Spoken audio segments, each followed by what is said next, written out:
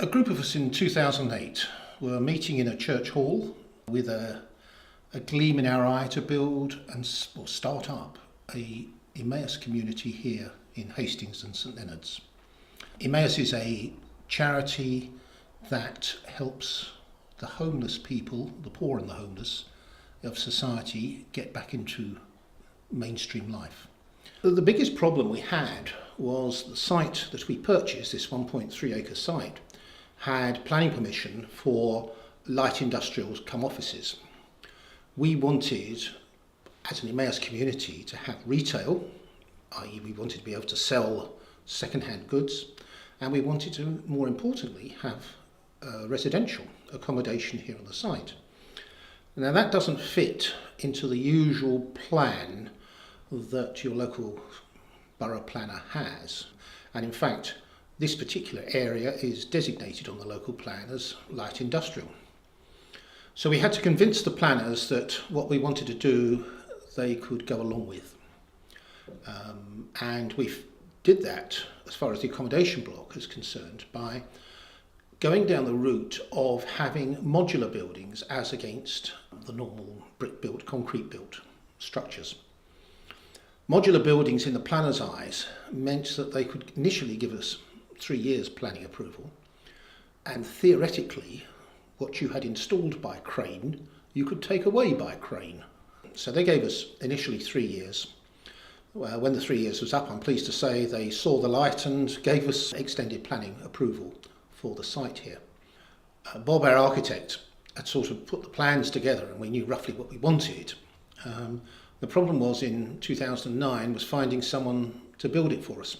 We found it remarkably difficult to get satisfactory tenders from suppliers actually, and some of the larger leading companies in the field just actually didn't deliver. They were proved to be very inflexible, expensive, and rather wasteful in space when they came to lay out the building to suit their standard scheme. It was a contact of a friend who said, "Oh, I know this little company in Nottingham, they might be able to do it for you." And that we phoned up, and a chap called Dan Holloway came down to see us, and it took off from there.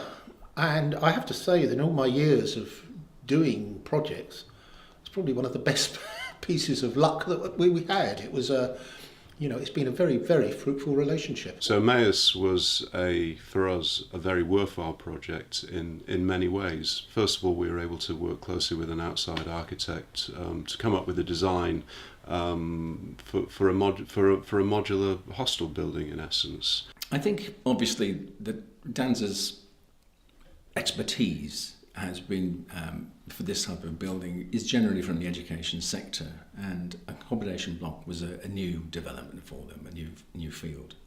And I think we worked actually together on trying to make sure that we were complying with all of the regulatory requirements that we needed to do. That's obviously very important. And so I think they had to adapt several of their standard details.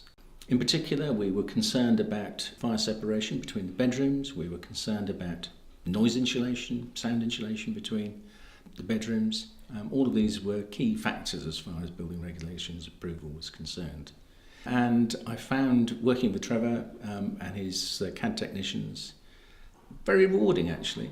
The other advantage of modular building, once you've put the foundations in and the services, you can put in the first lot of modules. And in our case, as we have done, as we got more money, as we were able to raise more money, we were able to add further sets of modules to the existing building, actually just by undoing the emergency staircase at the far end of the building, moving it along and plonking the next lot of units in place. All the internal fittings were incorporated into the building in the factory, so essentially the building, when it was delivered, was just linked together, and all the service connections or inter-module service connections were done on site. As far as the actual inclusions within the building itself, there was a plant room, which heated all the showers. Each bedroom had its own ensuite shower. So we had to consider the plant room would have the capacity not just to provide water heating for the initial phase, but also for the 2 other phases that were going to come on stream. Also, there was a common room, there was a manager's room that was incorporated on the ground floor of the building, and an internal staircase and an external fire escape. I'm very pleased with the building overall. It's no architectural masterpiece. It's a fairly basic rectangular block, but also you have to bear in mind, what we're building it for. It's not intended to be a 5-star hotel. It's designed to be good, basic, clean, comfortable hostel accommodation. Yeah, the 1 or 2 features have helped, I think, to just lift the appearance a little bit. The brise soleil was a very functional element to reduce solar heat gains in the summer. It avoided the use of air conditioning, saving a lot of money. But it does add a little bit to the visual aspect of the main elevation.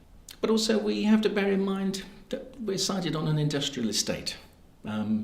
So the building actually, it does at least fit in with the finishes of the buildings around.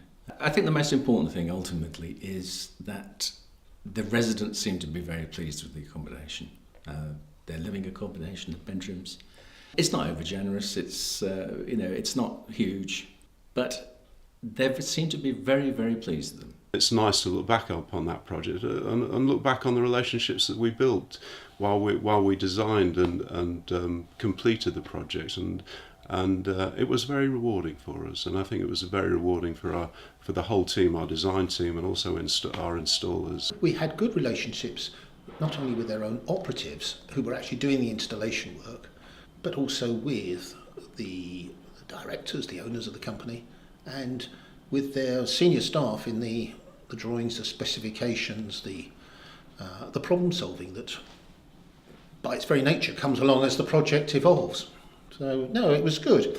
And I'll be quite honest with you, I haven't come across in all my years many companies that you would strongly recommend, but I would in DANZER's case, yeah.